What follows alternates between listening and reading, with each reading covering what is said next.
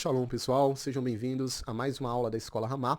Meu nome é Marlon e eu vou estar com vocês durante as próximas semanas ministrando o módulo sobre Fundamentos da Doutrina de Cristo, na nossa disciplina Fundamentos da Doutrina de Cristo. Eu vou estar com vocês falando sobre o módulo de Introdução à Carta aos Hebreus. Antes disso, eu gostaria de dar alguns recados que eu não posso esquecer. O primeiro deles é que você que não é inscrito em nosso canal ainda, se inscreva em nosso canal para que você possa ser notificado das novas aulas, né, que a gente vai lançar aí ao longo das próximas semanas. Outra coisa importante é que se você quiser participar do nosso chat, você precisa estar inscrito em nosso canal, tá bom?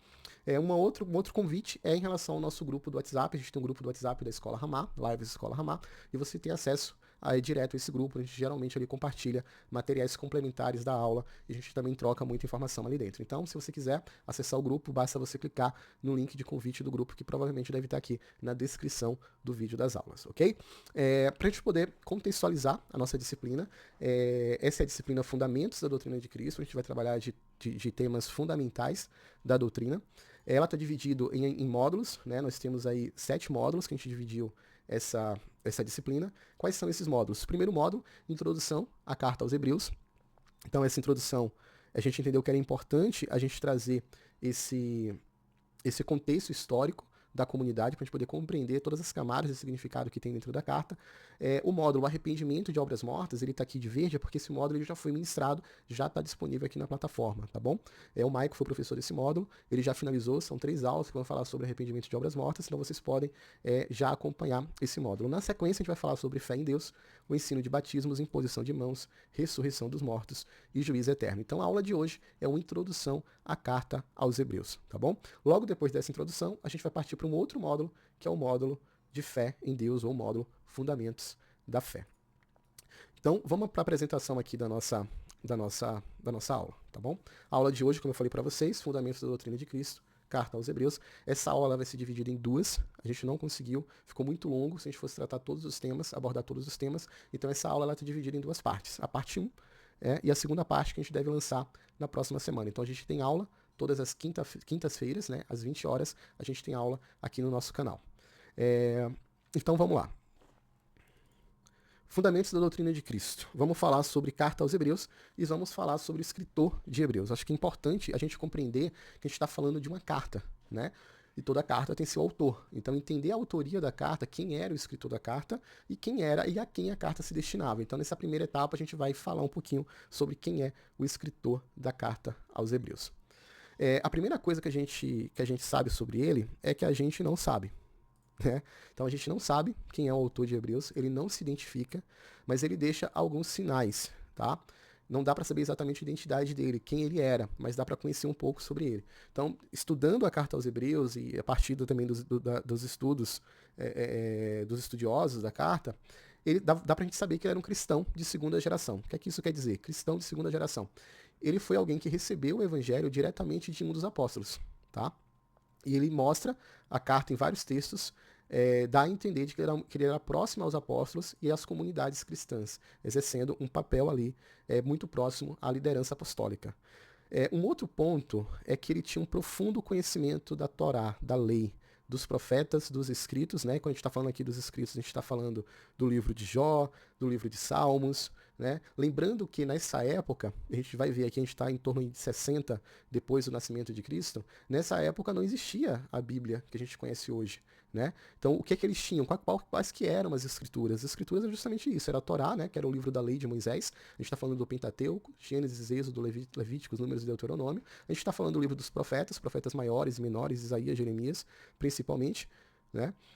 Os escritos, o livro de Jó, Provérbios, né, Salmos, e principalmente dentro dos escritos, o autor de Hebreus ele vai falar muito sobre o livro de Salmos. Tá? Eu costumo dizer que boa parte da teologia da carta aos Hebreus está baseada no livro de Salmos. E aqui o autor ele tem uma compreensão profunda, porque ele revela a Cristo a partir do Antigo Testamento. Ele não usa o testemunho, ele não usa como base o testemunho dos evangelhos, né? Mateus, Marcos, Lucas e João. Né? Até porque esses livros provavelmente estavam em processo de serem escritos, mas ele não dá testificação de Jesus pelo testemunho, mas ele traz a revelação de Cristo dentro do Antigo Testamento. mostrando que as profecias e o sacerdócio, né, o sacerdócio levítico, apontavam para Jesus como o cumprimento da lei. É por isso que eu sempre gosto de falar que não é Antigo Testamento, tá? Essa definição de novo e antigo, que foi, né, adotada aí pelos pais da igreja, para mim não faz sentido, porque Cristo, ele é revelado no Antigo Testamento. Então a revelação, ela é progressiva.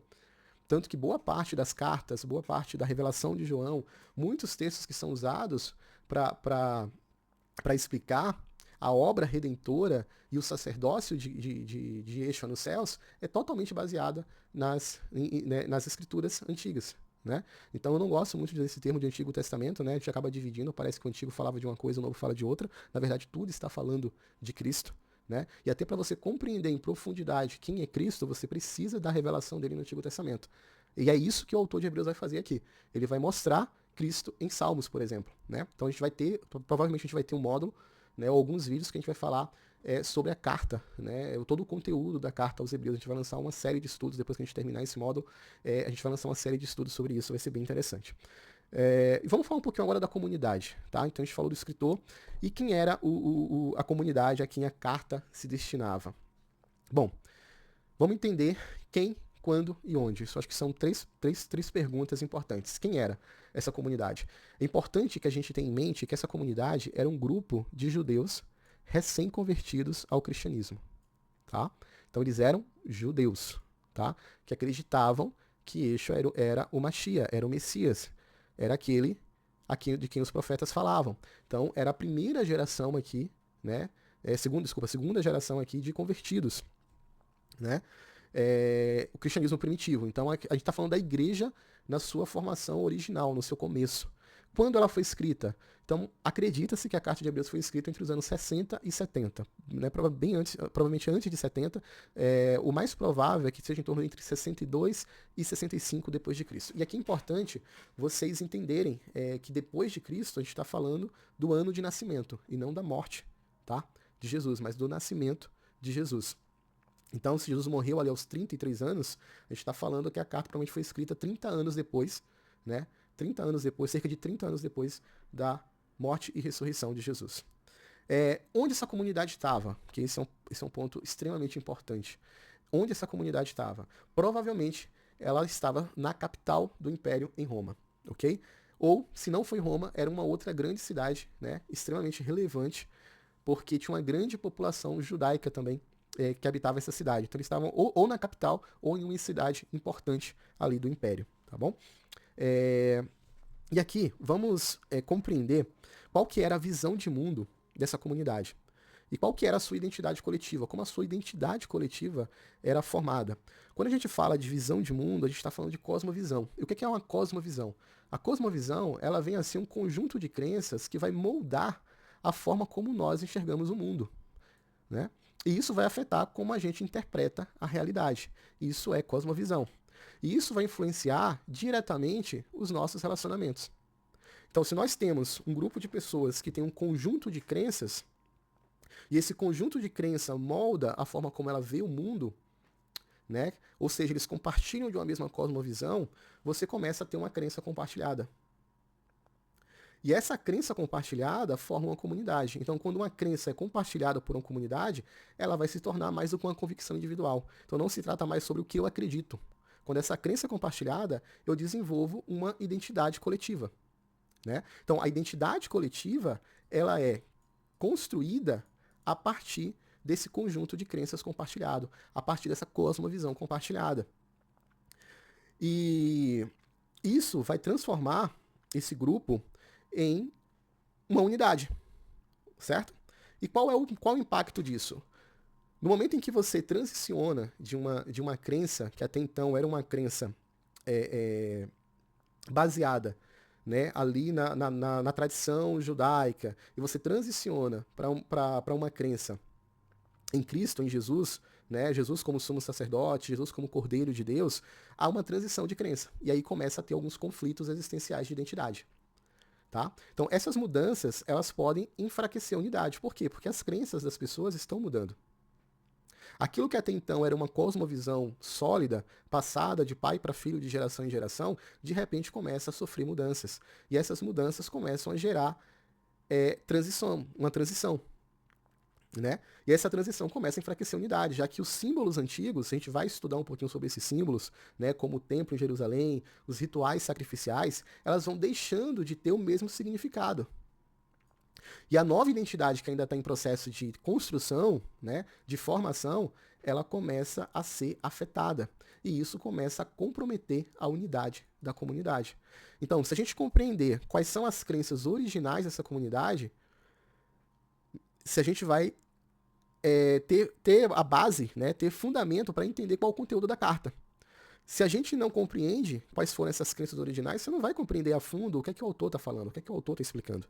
Né? Então a gente precisa compreender qual que eram essas crenças originais, né? Qual que era a cosmovisão dessa comunidade, né? O que fazia eles terem essa coesão, né? Essa identidade coletiva que transformava eles em uma unidade, e porque essa unidade estava sendo abalada. E a gente vai ver isso na carta aos Hebreus. Né? Ele vai falar que algumas pessoas estavam deixando de congregar, algumas pessoas estavam se distanciando e voltando a antigas práticas, ou seja, voltando às crenças originais. Então vamos fazer uma imersão para compreender qual era a visão de mundo dessa comunidade, no que eles acreditavam, ok? Bom, crenças compartilhadas. A primeira dela era a eleição e a promessa do Antigo Testamento. Que promessas eram essas? Primeiro, o Antigo Testamento está cheio de promessas de Deus para o povo de Israel, que era o povo escolhido. Então havia profecias sobre a vinda do Salvador, que era a vinda do Messias. Então os judeus acreditavam em duas coisas, que eles eram o povo eleito de Deus, e essa eleição era diretamente por descendência, né? Eles eram descendentes direto de Abraão, Isaac e Jacó, descendentes direto das 12 tribos de Israel, e portanto, herdeiros da promessa, ou seja, o povo eleito escolhido por Deus para cumprir um propósito divino na Terra.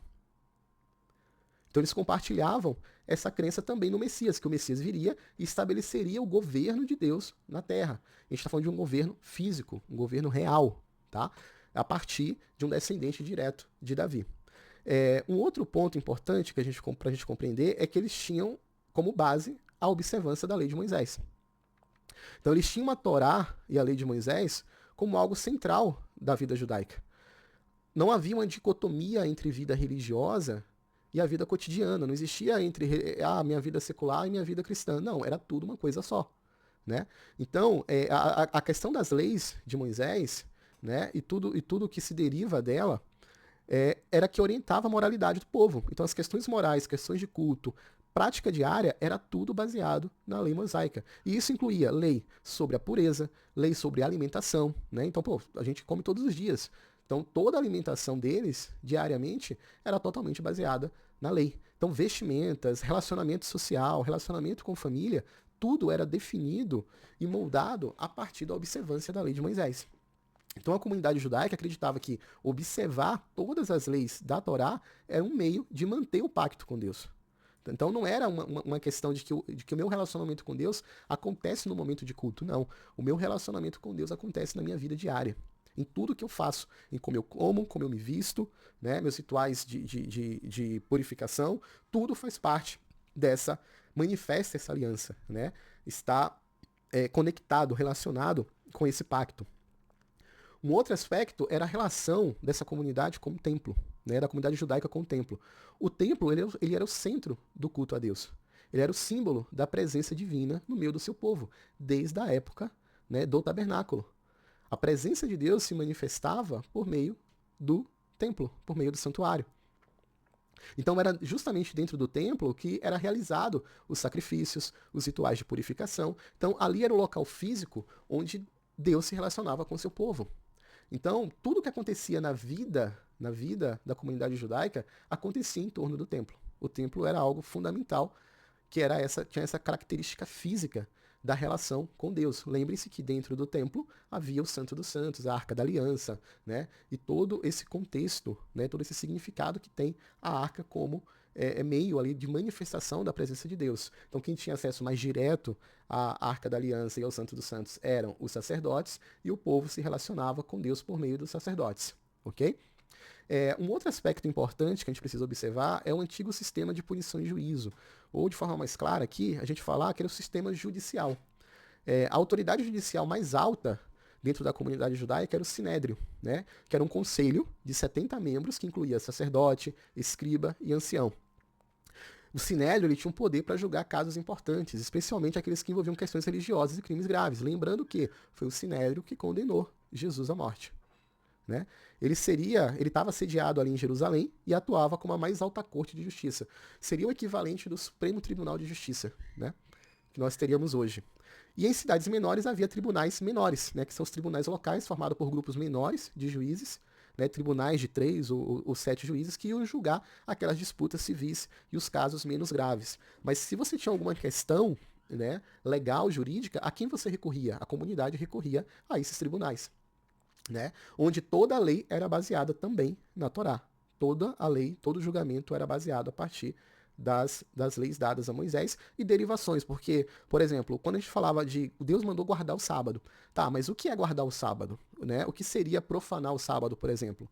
O sábado é um dia de descanso, tá, mas o que seria esse descanso? Então, por exemplo, eu posso andar no sábado?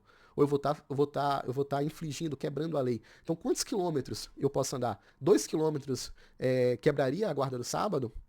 Né? 1 quilômetro? Então, assim, havia um grupo de pessoas que ficavam ali meditando, interpretando e criando leis a partir desse mandamento, né? Então, eram muitas leis que eram criadas. E os casos eram julgados a partir dessa compreensão desse tribunal. Outro aspecto é o sacerdócio levítico. Então, os sacerdotes da tribo de Levi, eles serviam como mediadores. Então é muito importante a gente lembrar disso.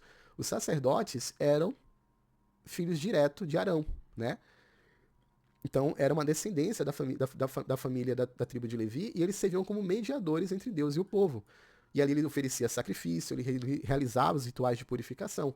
Esse sacerdócio, esse serviço sacerdotal era essencial para manter a santidade do povo e para garantir o perdão de pecados. Então não havia o conceito de confissão. Se eu pequei, eu preciso me apresentar ao corpo sacerdotal. Né? Qualquer coisa que se relacionasse a Deus, o intermediário entre os homens de Deus, eram sacerdotes da tribo de Levi. E uma outra prática também comum, deixa eu tirar aqui minha tela, era a questão do sacrifício de animais no templo. Então, o sacrifício de animais era uma prática central para a expiação dos pecados e de agradecimento a Deus. Então acreditava-se que o derramamento de sangue era necessário para o perdão e para a reconciliação com Deus. Então os sacrifícios representavam um ato de arrependimento. Então, não havia o conceito de arrependimento como nós conhecemos hoje. Né? Então me arrependi, né, das minhas obras. Não tem um aspecto físico no arrependimento. O arrependimento vem de uma mudança de direção. O arrependimento vem de uma transformação sincera de mente e coração. Mas nessa época não havia esse conceito.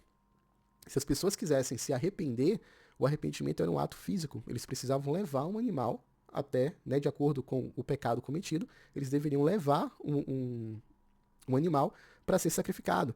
Então a realidade do templo era algo parecido com isso. Né? Então quem romantiza aí o sacerdócio levítico achando que era aquela coisa linda de ficar tocando o instrumento, na verdade se parecia muito mais com um açougue, né? Com animais sendo mortos, sendo sacrificados, sangue sendo derramado, né? Carne sendo queimada, e isso acontecia durante todo o dia no templo. Então vamos seguir para mais um aspecto, era a esperança no reino messiânico. E aqui a gente está falando de um reino real, né? A gente não está falando de um reino espiritual. Os judeus eles aguardavam a vinda do Messias, né? E o Messias era o líder prometido que traria a libertação e a justiça e o restabelecimento do reino de Deus na terra. Então a gente está falando de uma monarquia. Então a era dos reis, o que eles esperavam era que a era dos reis retornasse, né? Onde um descendente direto de Davi se assentaria novamente no trono, né? E governaria sobre Israel e sobre o mundo, trazendo libertação e justiça. Então a esperança messiânica era uma crença poderosa que mantinha a comunidade unida. Então imagina que eles estavam sob o Império Romano, né? Então eles estavam uma nação, não era um cativeiro direto, mas eles estavam sob o governo de uma nação, de uma nação estrangeira, né? Então eles tinham esperança de serem libertos dessa opressão de Roma, e isso unia a comunidade. Então todos aguardavam a libertação, todos aguardavam o Messias. E essa cosmovisão, lembra que a gente falou da cosmovisão? Essa crença compartilhada faz com que todos tenham uma identidade coletiva. Então, aguardando o Messias, isso criava também uma unidade coletiva para a comunidade judaica da época. E na hora que Yeshua vem e começa a discussão se ele é ou não o Messias, isso causa uma divisão também dentro da comunidade judaica. A gente vai falar mais disso daqui a pouco. Uma outra crença compartilhada era a posição dos anjos como mediadores. Então, na tradição judaica, os anjos eram vistos como mensageiros e mediadores de Deus. Eles atuavam como intermediários entre Deus e a humanidade, né? Eles tinham ali um papel importante na entrega da lei, né? Que os anjos entregaram a lei, e na proteção do povo de Deus. E você fala assim, nossa, isso parece fora da caixinha. Não, não é, tá? Quem foi que anunciou para Maria que Maria estava grávida, né? E o que dela seria gerado era o Filho de Deus. Quem foi que trouxe essa revelação? Um anjo. Quem foi que apareceu para José e falou para que ele não tivesse medo de receber Maria como esposa? Um anjo. Quando Yeshua morre e ressuscita, quem é que anuncia que Jesus ressuscitou? Para as mulheres que estavam indo levar bálsamos e perfumes para o corpo de Cristo. Quem anuncia a ressurreição é também um anjo. Então, essa relação e essa crença de que os anjos intermediavam os assuntos entre Deus e os homens era muito presente dentro da comunidade. Isso também é atestado por Paulo em várias partes, vários momentos Paulo cita, né, do evangelho, da lei recebida, né, através de anjos. Então, assim, isso era uma realidade, tá, do povo judaico, e era uma crença, né, que eles mantinham. Então, qual que era a situação que a comunidade passava dentro desse contexto todo que a gente falou, né? A gente conseguiu ver agora a cosmovisão da comunidade judaica como um todo, né? Quais eram as suas crenças, e a gente entende que esses judeus eles se converteram, né, ao cristianismo, eles aceitaram a ideia, a Jesus, né, como Messias, como seu Salvador, só que isso causava muitas divisões, isso causava muitos conflitos, tanto divisões na mente, quanto divisões dentro da comunidade. Então havia uma insegurança, havia muita insegurança e dúvida, a comunidade estava cheia de incerteza sobre a sua fé e sobre a eficácia do sacrifício de Cristo, se o sacrifício dele realmente substituía o sacrifício de animais. Então imagina que se você peca, dentro desse novo contexto, ele fala, olha, você não precisa sacrificar um animal, Jesus foi o sacrifício supremo. Você precisa ter fé que ele já perdoou o seu pecado. Né? Mas a gente está dentro de uma comunidade que vivia uma realidade de sacrifício diário, os sacrifícios continuavam acontecendo no templo. Então eles começavam a ter dúvida. Será que eu não preciso realmente também sacrificar? Será que o sacrifício de Jesus é o suficiente? Né? Então havia essa tensão, né, de insegurança e de dúvida na mente deles. O outro havia medo de perseguição e sofrimento. Eles estavam vivendo, a comunidade enfrentava um contexto de perseguição e de hostilidade, o que causava um sentimento de medo. E a gente precisa compreender que aqui eles estavam em situação porque eles tinham medo de perseguição e sofrimento dos dois lados. Um era o próprio Império Romano, que viam eles com desconfiança, então era um controle muito rígido de Roma sobre os judeus, né? Mas no momento que eles aceitam a Jesus como Messias, eles também começam a sofrer perseguição da própria comunidade judaica, que não compartilhava dessa crença. Então, o medo do Sinédrio decretar leis para que... E muitos eram presos, né? Muitos eram presos, eram perseguidos, e também o medo, não somente do Sinédrio, como também do Império Romano. E isso gerava, logicamente, desânimo e cansaço espiritual, né? Então, o desgaste espiritual e o desânimo também eram sentimentos comuns entre os membros da comunidade. Então, esse é o contexto em que essa comunidade ela se encontra. E qual o problema principal? Né? Eles tinham um problema muito grave, né, sobre fé. Então, a gente vai falar no próximo módulo sobre os fundamentos da fé, mas é importante vocês entenderem que muitos da comunidade questionavam a supremacia de Jesus em comparação com as tradições judaicas. Né? Então havia dúvida sobre o significado e a validade da nova aliança em Cristo em relação à antiga aliança. Então a gente está falando aqui da nova aliança, se atentem para isso, em relação à antiga aliança que havia sido dada através de Moisés. Então a pergunta era, será que realmente Jesus é superior a Moisés? Será que ele é superior aos patriarcas? Será que ele é superior a Moisés? Será que ele é superior aos anjos? Né? Então os destinatários eles estavam acostumados com a lei mosaica. Eles estavam acostumados com o sistema sacerdotal. Eles cresceram debaixo desse sistema. Seus tataravós, avós, pais, né, desde pequenos, eles cresceram dentro de um sistema sacerdotal de sacrifício do Antigo Testamento. Então, a transição para um pacto novo, onde o sacrifício de Jesus era visto como definitivo, gerava na comunidade alguns questionamentos. Mas também outro ponto importante para a gente compreender o que eles estavam passando, e vocês já viram que não era algo simples, a gente precisa ver aqui também que havia um conflito entre dois mundos. E essa comunidade cristã, ela ficou no meio desse conflito, né? Que conflito era esse? Era o conflito de Roma versus a Judéia. E a gente precisa compreender o contexto do que estava acontecendo no Império Romano, especificamente em Roma, e também compreender qual que era o contexto que estava acontecendo na Judéia. A Judéia é onde ficava Jerusalém, onde ficava o templo. Porque o que estava acontecendo entre essas duas cidades, né, que eu chamei dois mundos, e que estavam em processo de colisão, e estava afetando diretamente essa comunidade. E iria afetar fortemente, drasticamente, essa comunidade nos próximos anos. Lembrando que a gente está aqui em torno de 62 em 65, tá? Depois de Cristo. Então, para a gente poder compreender esse conflito, a gente precisa entender o que estava acontecendo em Roma. Né? Primeiro ponto, vamos entender o que estava acontecendo em Roma, depois a gente vai entender o que estava acontecendo na Judéia. Então vamos lá. A gente está falando de Roma, em 60 a 62 ali, depois de Cristo. Então Roma era o coração do Império Romano. Então era uma capital vibrante, né, e opulenta, mas também era marcada por muita desigualdade e tensão política. Então em Roma tinha uma atmosfera de vigilância constante e de controle, especialmente sobre minorias religiosas, incluindo aí os primeiros cristãos que enfrentavam a discriminação e a suspeita. Tá? Então era um clima tenso socialmente. Tá? Não era simples ser cristão, não era simples ser judeu. Né? E ser um judeu cristão era extremamente mais complicado. Quem que era o imperador de Roma nessa época? Nero. Nero era o imperador. E Nero, na história, ele é lembrado como um dos imperadores mais polêmicos e tirânicos da história romana. O governo de Nero foi marcado por conspirações contra ele. Então teve muitas revoltas na província da Judéia, a gente vai ver isso depois, e havia uma crise econômica e tensão com o Senado. Então, simplesmente quem governava era Nero, um dos piores e um dos mais tirânicos imperadores que Roma já teve, que o mundo já viu, né? A gente poderia dizer assim. E estava prestes para acontecer dois eventos que mudaria o mundo, tá? Esses dois eventos mudariam o mundo da época e moldaria o mundo que nós vivemos hoje. E daqui a pouco vocês vão entender por quê. Então, logo, alguns anos depois dessa carta, esses dois eventos iriam mudar tudo. Qual foi esse primeiro evento? O primeiro evento foi o grande incêndio de Roma.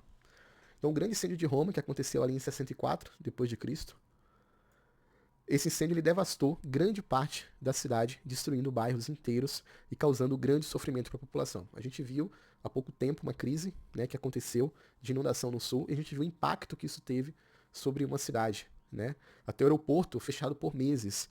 Né? Então muitas pessoas aqui em Roma perderam tudo. Perderam suas casas, perderam suas posses, perderam entes queridos.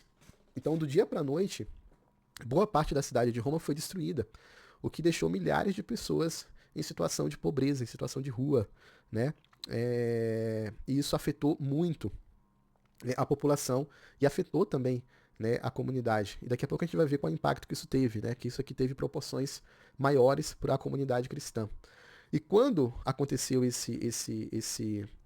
quando acontece esse incêndio, Nero, automaticamente, a gente sabe pela história que Nero foi acusado, né? Então havia muita suspeita, né, de que Nero teria provocado esse incêndio, realmente ele provocou esse incêndio, né, porque ele queria reconstruir a cidade, segundo a sua visão grandiosa e pessoal, né, e a suspeita gerou uma revolta e uma desconfiança entre o povo, que questionava as intenções do imperador e a sua ambição desmedida. Então já havia um conflito ali de Nero com o Senado, já havia pessoas querendo derrubar Nero, né? Ele provoca um incêndio de Roma, e aí se cria-se uma tensão dentro do império. Né? Então aqui ficou próximo de uma guerra civil. E o que é que Nero faz para poder resolver isso? Nero acusa os cristãos de terem provocado o incêndio. Então, em uma tentativa de desviar suspeitas e acalmar a população, Nero lançou a culpa sobre os cristãos. Então, uma minoria emergente e incompreendida. Né? Não tinha ninguém para defender eles, nem o Sinédrio ia defender eles. Né? Então, o que acontece? A culpa foi deles. Então, esse ato marca o início da primeira grande perseguição oficial contra os cristãos. que são injustamente acusados e são punidos, transformando-se em mártires e deixando um legado de resistência e fé. Então, o que acontece? Imagine uma população que perdeu tudo, uma população que estava em luto, uma população que estava em crise econômica, muito sem abrigo, né, sabendo que, né, entre aspas aqui, foram os cristãos que teriam provocado o incêndio. Então, não somente o ódio do império, né, através de Nero, contra os cristãos, mas ele também colocou toda a população romana contra os cristãos. Né? E isso dá início à grande perseguição, né, aos cristãos em Roma. Então, após o grande incêndio, Nero dá início a essa perseguição contra os cristãos, usando os cristãos como bode expiatório para a tragédia. Então, muitos cristãos nessa época foram capturados e submetidos a torturas brutais e mortos de forma extremamente cruéis. Eles foram executados em espetáculos públicos e eles serviam de entretenimento sádico para a população, enquanto Nero consolidava o seu poder. Segundo o historiador Tácito, a perseguição aos cristãos sob o comando de Nero atingiu níveis de crueldade tão grandes que foram níveis inimagináveis. Alguns foram crucificados, enquanto outros foram queimados vivos, servindo como tochas humanas que iluminavam os jardins do palácio do imperador durante a noite. Então, esse foi o nível de perseguição que eles estavam prestes a experimentar. Então, a comunidade ela já estava passando por opressão e logo, essa comunidade iria passar por um período terrível de perseguição, de morte, de martírio. Bom, eu falei do primeiro evento, e qual foi o segundo grande evento que mudaria o curso da história? O segundo grande evento foi a destruição do Templo de Jerusalém, que iria acontecer em 70 depois do nascimento de Cristo. Isso iria marcar profundamente a história do povo judeu. Então esse evento dramático simboliza o fim da era sacerdotal. E teve consequências duradouras reverberando através dos séculos. Então, em 70 depois de Cristo, né? Então ali cerca de 5, 8 anos depois da carta, o templo, que era um símbolo tão forte que definia a identidade coletiva do judaísmo, né? Ele foi destruído. E não é somente a destruição do templo, a gente também está falando do fim do sacerdócio, porque para o sacerdócio ser exercido de forma física, era necessário que houvesse um templo. Então, no momento em que o templo é destruído, acaba o sacerdócio. Então, o sacerdócio que aconteceu ali por eras, por milênios, acabou. E se a remissão do pecado ela vinha através da mediação do sacerdócio levítico, uma vez que não tem mais sacerdócio, representava o fim do relacionamento do povo com Deus. Então imagina que a Arca da Aliança, que era a manifestação da presença divina no meio do seu povo, se perdeu na destruição do templo. Eles não tinham mais os seus símbolos, eles não tinham mais os seus rituais. Então isso aqui faz com que o povo judeu sofra, né, um baque na sua identidade como nunca antes na história. E então não era mais apenas o judeu cristão, agora o judeu que não via Jesus como Messias, ele também não tinha mais o centro de culto, ele também não tinha mais o sacerdócio levítico. Então aqui também houve, né, depois da destruição do templo, uma grande perseguição sobre toda a comunidade judaica. E tem uma relação entre o Coliseu, não sei se você sabe, mas tem uma relação entre o Coliseu e o Templo de Jerusalém.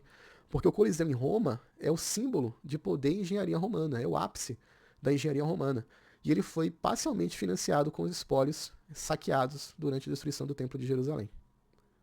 Então, muitos historiadores acreditam que os recursos obtidos dessa campanha, incluindo tesouros e o trabalho forçado, então muitas pessoas que não foram mortas, foram escravizadas, né, viraram prisioneiros judeus, eles foram fundamentais para que pudessem se erguer, eles foram a mão de obra escrava para erguer o Coliseu. E isso inaugura também a era dos mártires no Coliseu.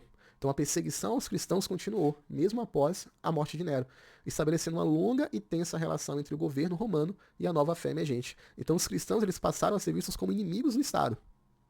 Desafiando a autoridade imperial e recusando-se a adorar os deuses romanos, eles faziam com que toda a fúria do império viesse contra eles, o que gerava muita suspeita e hostilidade. E aí muitos eram presos, né, e levados ao Coliseu para serem devorados por leões, para serem martirizados. Inclusive, a primeira geração de gladiadores eram judeus, né? Os líderes, os generais, os militares que batalharam contra o Império Romano. A gente vai ver sobre isso, que isso vai estar acontecendo na Judéia. Então, muitos desses militares, desses homens mais preparados fisicamente, fizeram parte da primeira geração de gladiadores que morreram no Coliseu. E aqui eu trago essa imagem para a gente poder pensar, né, um pouquinho de como era a realidade da igreja primitiva. Então a gente vê A gente ouve canções, né, e muitas vezes a gente pensa que, nossa, como seria bom viver na época da igreja primitiva.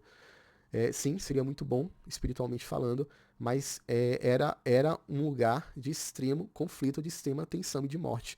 Então, aceitar Jesus era literalmente aceitar uma sentença de morte, era literalmente aceitar uma cruz e morrer nela.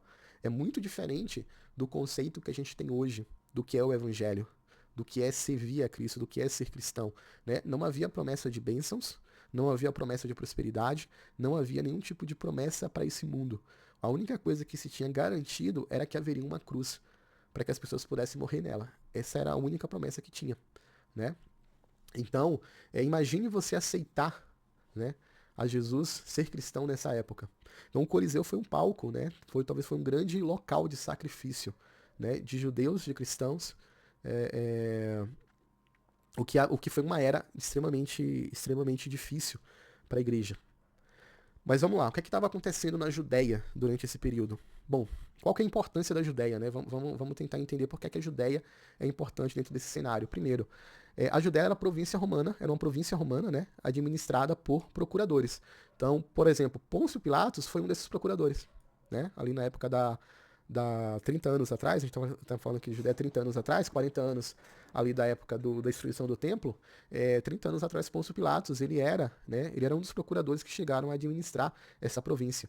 Então, essa província era mantida sob um rígido controle imperial. Por quê? Porque tinha Jerusalém. Jerusalém era o coração religioso e cultural que abrigava o templo, considerado a habitação de Deus na terra e o centro espiritual do judaísmo. Então, a Judéia atraía fiéis de todas as partes para adoração e para as festas, né? Para as festas sagradas, as festas anuais que haviam e que aconteciam no templo. E o que acontece na Judéia? Na Judéia começa a acontecer as guerras judaicas, né, que se estende ali de 66 até 70 depois de Cristo. 70, né, a guerra ela culmina na destruição do templo e no cerco de Massada, que a gente vai ver daqui a pouquinho. Então as guerras judaicas, elas foram uma série de revoltas dos judeus da província da Judéia, interessante vocês guardarem isso aqui, tá? Contra o domínio romano, impulsionadas por décadas de descontentamento com a opressão política, os altos impostos e os conflitos religiosos. Então, se vocês lembrarem de Barrabás, né? Barrabás ele não era um mero ladrão. Barrabás ele fazia parte de um grupo religioso que queria tomar o poder, né? Queria estabelecer o reino de Davi à força. Por isso que havia, entre muitos, a dúvida: quem que é o Messias? Quem é que vai tomar o governo? O Messias é Barrabás ou o Messias é Jesus? Né? E aí, naquele momento ali que eles escolhem Barrabás, é porque eles olham para Jesus e vê que Jesus estava, né, açoitado, ferido, né, com a coroa de espinhos, tinha passado por tortura e não levantou a voz, não chamou seus discípulos para a guerra, ao contrário, se submeteu à tortura, né, e não havia nele nenhum sinal, nenhum indício de que ele era esse Messias prometido que tomaria o governo. Né? Eles só viram um homem destruído, né, pelo Império Romano. E aí, quando ele é colocado diante de Barrabás, o que é que a população decide? Não, solta Barrabás. Porque Barrabás não dá esperança de que a gente tome o governo. Né? De que ele tem muito mais características de um Messias do que Cristo. Né? Então, essa revolta ela já estava acontecendo, né, em grupos pequenos, ela se intensifica, o que vai culminar nas guerras judaicas. Então, essa revolta é alimentada pela resistência do controle cultural e religioso de Roma e pelo desejo, né, de estabelecer a independência judaica. Tá? E essa guerra ela vai acabar em 70 depois de Cristo, né, no conflito que vai culminar com a destruição de Jerusalém e do templo pelos romanos no ano 70, cerca de 5 ou 8 anos depois da carta. E aí você começa a perceber a relevância que o conteúdo da carta tem para aquela comunidade, a relevância que esse conteúdo, o tema, né, do templo, do sacerdócio humano, dos sacrifícios de animais, tudo aquilo que o autor traz na carta aos Hebreus, praticamente estava preparando as pessoas para essa realidade. Né? Então esse conflito, ele termina, né, ele tem o ápice é a destruição do templo em Jerusalém pelos romanos, ele vai terminar em Massada, a gente vai ver daqui a pouco, mas basicamente é aqui o fim de uma era sacerdotal. Então, né, uma outra imagem falando que o templo, que era o centro do culto judaico, foi destruído. Então isso marca o fim do serviço sacerdotal que funcionava desde o tempo de Moisés. Né? Mas aqui já era um lugar de morte. Né? A gente vai ver isso lá na frente, que que não havia mais a presença de Deus no templo, mas aqui é quando uma realidade espiritual se materializa, né? Então aqui é o fim do sacerdócio, é o fim do serviço do templo. E isso vai terminar no cerco a Massada, né? Então, Massada foi o último ato de resistência judaica contra o domínio. Então, depois da destruição de Jerusalém, eles fogem, né? Um grupo de resistência foge para o alto de um penhasco no deserto da Judéia, né? Que é uma fortaleza de Massada.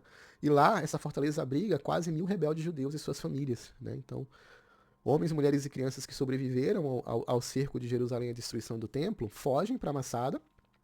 E lá eles formam um centro de resistência, né? E eles tentam defender as suas famílias, né? Seus filhos, e tem uma resistência heróica, tá? Tem uma história sobre isso, a gente pode até gravar uma aula para a gente poder falar do cerco de Massada, né? Mas esse cerco eles resistem simplesmente à 10ª Legião Romana, uma das legiões mais preparadas em batalha de Roma, famosa. Mas no final eles caem, no final eles são derrotados, né? E são mortos em Massada. Massada tem um impacto tão grande para a identidade coletiva do povo de Israel que até os dias de hoje, em Massada, é palco de uma cerimônia militar profundamente simbólica para os soldados israelenses. Ao final do treinamento no exército, os recrutas, né, de defesa de Israel, eles sobem a antiga fortaleza, onde ao lado das ruínas históricas eles realizam um juramento de lealdade ao país. Então, o juramento à bandeira de Israel é feito em Massada. Então, em um ambiente ali iluminado por tochas, ao som do hino nacional, os soldados pronunciam uma frase poderosa: Massada nunca mais cairá. Para vocês terem uma noção do quanto esse evento mexeu e mexe com o povo de Israel, a ponto desse ritual se perpetuar até os dias de hoje. Massada nunca mais cairá. E o que é importante a gente compreender de tudo isso que a gente viu? Compreender as palavras de Jesus na Judéia. Jesus ele exerceu um ministério na Judéia e ele falou coisas profundas, né? E a gente precisa compreender o que ele fez na Judéia a partir dessa perspectiva histórica. Então vamos retornar, né? A gente está aqui no ano 60 depois de Cristo. Eu vou te fazer um convite para a gente retornar 30 anos, cerca de 30 anos, para a época de Jesus e acompanhar um pouco do ministério de Jesus na Judéia. A gente não vai poder falar muito sobre isso, a gente já tem 50 minutos de aula, né? Só temos 10 minutos de aula, então a gente vai ter uma outra aula para a gente poder se aprofundar, que é a parte 2, para a gente poder se aprofundar no ministério de Jesus na Judéia. Mas o que é que a gente pode já introduzir e adiantar sobre o ministério dele? Então, como vocês sabem, a Judéia, Jerusalém estava na Judéia, então todos os eventos relacionados ao templo, narrados, né, nos evangelhos, acontecem nessa região, acontecem nesse lugar. E aqui tem a profecia da destruição do templo em Jerusalém. Então, 40 anos antes, né? Então o templo é destruído em 70 depois de Cristo. 40 anos antes, Jesus profetiza a destruição do templo. E quais são as palavras dele? Então eu vou deixar aqui o registro de Mateus, nas próprias palavras de Mateus, o que é que acontece? E por causa de pessoas como vocês, aqui é Jesus falando, né, para o povo, é por causa de pessoas como vocês que eu envio profetas, guias, sábios e mestres, geração após geração. E geração após geração, vocês os tratam como lixo, incitando lixamento e abusos contra eles. Há uma coisa que vocês não podem evitar. Olha só as palavras de Jesus, né? Vocês sabendo agora do contexto histórico, tudo que a gente falou até aqui, olha só as palavras de Jesus. Há uma coisa que vocês não podem evitar. Cada gota de sangue justo derramada na terra, começando por Abel, um homem bom, até o sangue de Zacarias, filho de Baraquias, assassinado por vocês enquanto orava, está sobre a cabeça de vocês. Afirmo que tudo isso será cobrado, e presta atenção nessa palavra, desta geração. Então, a gente está falando de Jesus falando, né, para a Judéia, e ele deixa bem claro, eu afirmo que tudo isso será cobrado desta geração. Se você quiser ler depois, Mateus 23, de 33 a 35. Olha as palavras de Jesus. Após esse discurso, Jesus deixa o templo, né? Enquanto ele se afasta, os discípulos elogiam a imponência da arquitetura do templo, né? Eles começam a elogiar, nossa, olha que templo lindo, olha que arquitetura da casa de Deus. E ao ouvir os discípulos falando, né, do templo, Ele diz, não fiquem tão impressionados com o tamanho. Tudo isso será um monte de ruínas até a última pedra. 40 anos antes. Tudo isso será um monte de ruínas até a última pedra. Mateus 24, de 1 a 2. Olha o peso das palavras que estavam sobre a Judéia, sobre essa cidade. E também tem mais, tem a profecia da grande tribulação na Judéia. Em Mateus 24, do 15 a 21, Yeshua continua, estejam preparados para fugir quando vierem a besta da profanação instalar-se no santuário do templo. Quem lê as profecias de Daniel sabe do que eu estou falando. Quando isso acontecer, se vocês estiverem na Judéia, corram.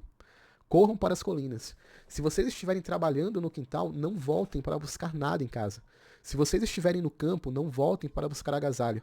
As grávidas e as que amamentam sofrerão mais. Orem para que isso não aconteça no inverno ou no sábado, porque esses serão dias difíceis. Nada parecido aconteceu desde que Deus fez o mundo e nem haverá depois. Se esses dias de aflição seguissem o curso normal, ninguém suportaria. Mas por causa dos escolhidos de Deus, a aflição será encurtada. Mateus 24, de 15 a 21. E por último, né, é a profecia que ele faz, né, em Jerusalém. Esse é um dos textos mais marcantes, que eu considero um dos textos mais marcantes da passagem de Jesus ali na Judéia, que é quando ele vai declarar: Jerusalém, Jerusalém, assassina de profetas, matadora dos mensageiros de Deus. Quantas vezes eu desejei abraçar seus filhos, como a galinha recolhe seus pintinhos debaixo das asas, mas você não quis. Agora está desolada, não passa de uma cidade fantasma. Percebam o nível de profecia que Jesus está nesse momento. Ele não está vendo a Judéia naquele instante. Ele não está vendo a Judéia no tempo presente. Ele está vendo a Judéia exatamente 40 anos depois, né? Então, assim como ele consegue, Yeshua ele consegue ver passado, presente e futuro, tudo acontecendo ao mesmo tempo. Então ele está vendo a Judéia daqui a 40 anos, a Judéia que estava sendo destruída, o templo que estava sendo destruído, né, as pessoas morrendo, Massada, o cerco amassada, ele estava enxergando tudo isso, ele olha para tudo isso e fala: quantas vezes eu quis te proteger? Quantas vezes eu quis cuidar de você? Quantos profetas eu mandei para vocês e vocês não escutam, vocês não ouvem, né? Agora você está desolada. Agora você não passa de uma cidade fantasma. Isso é Massada hoje. Não passa de uma cidade fantasma. O templo só existe um muro, o muro das lamentações, e nada mais. Foi o que sobrou em pé. Todo o restante caiu. E aqui a gente consegue ver a assertividade de Jesus com relação à profecia à Judéia, com relação à profecia ao templo de Jerusalém, né? Como ele, 40 anos antes, profetiza com tantos detalhes, com tantas minúcias, né? E principalmente com o sentimento. A gente vê o sentimento de Jesus nesse momento. E aqui ele vai falar: o que mais posso dizer? Né? Você percebe que é um desabafo, né? O que mais eu posso dizer? Apenas isto: estou de saída. Pessoal, para mim essa é uma das frases mais marcantes desse momento. As palavras de Jesus: eu estou de saída. Da próxima vez que me virem, vocês irão dizer: ó, ele é um bendito do Senhor e está vindo para instituir o governo de Deus. Se Yeshua acertou na profecia do que aconteceria no templo, ele deixa uma promessa muito clara aqui. Essa profecia não é somente sobre o que iria acontecer com a Judéia, não era somente o que iria acontecer sobre o templo, ele vai além. Ele fala: o que é que eu posso dizer? Eu estou de saída. Mas da próxima vez que vocês me virem, vocês vão me reconhecer. Porque eu vou voltar. E quando eu voltar e vocês me virem novamente, vocês vão dizer: este é o bendito do Senhor. Ele está vindo para instituir o governo de Deus. Mateus 23, 37. E isso nos enche de esperança. Isso deveria encher de esperança a comunidade da Judéia, a comunidade cristã. E o autor de Hebreus vai falar sobre isso. Mantenham os olhos fixos em Cristo. Mantenham os olhos fixos nas palavras de Jesus. Vocês não estão sozinhos. O sacerdócio ele não terminou, porque é um outro sacerdócio. Esse sacerdócio é um sacerdócio real, é um sacerdócio da nova aliança, segundo a ordem de Melquisedeque. Não mais segundo a ordem de homens mortais, não mais a descendência de Arão, mas é um sacerdócio real, é um sacerdócio superior, é um sacerdócio supremo. É um sacerdócio que agora nós temos um sumo sacerdote que está diante de Deus nos céus, né? Por isso que ele falou, estou de saída. Por que eu estou de saída? Jesus com 30 anos era o período de serviço sacerdotal. Os homens completavam 40 anos e iam começar o sacerdócio no templo, os descendentes de Levi. Quando Jesus faz 30 anos, ele parte para exercer seu sacerdócio. E parte do seu sacerdócio envolvia o sacrifício, envolvia a morte. Mas esse sacerdócio, ele está dizendo, esse sacerdócio, ele continua. Esse sacerdócio, ele não cessa. Eu preciso ir, eu estou de saída, mas eu volto. Né? A gente precisa compreender essas camadas de significado da carta que a gente só vai conseguir acessar compreendendo todo esse contexto, compreendendo mais sobre o ministério de Jesus na Judéia. Então, a próxima aula, a gente vai falar, na próxima aula, sobre os milagres de Jesus na Judéia, e a gente vai entender que cada milagre que ele fez tinha uma mensagem, cada milagre tinha um significado. A gente vai entender qual a realidade espiritual que ele estava denunciando, né, dentro de Jerusalém, ao realizar esses milagres em Jerusalém, e qual realidade ele estava apontando. Tá? E como isso se aplica também aos nossos dias, isso a gente vai ver na nossa próxima aula. Obrigado por ter ficado até aqui e vejo vocês na próxima aula, se Deus permitir.